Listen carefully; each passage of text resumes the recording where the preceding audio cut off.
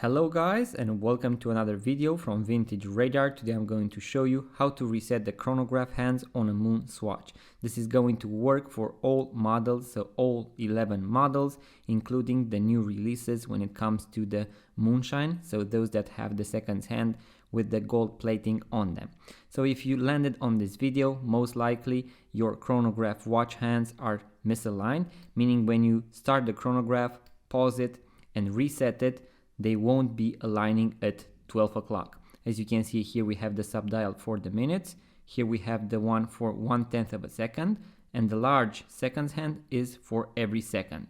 All these three watch hands should be pointing perfectly at 12 o'clock. So in order to reset them, so to align them, I'm going to pull the crown to the first position, and pressing this top pusher, it is going to align this subdial, so for 1/10 of a second. You can also press and hold in order to speed scroll, so to go faster.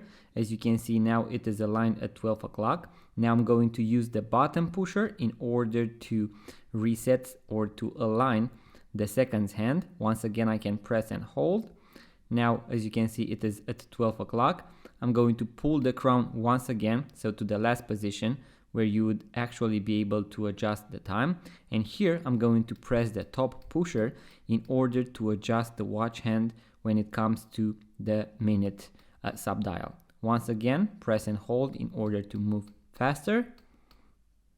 And once that is aligned, I'm going to push the crown all the way back in.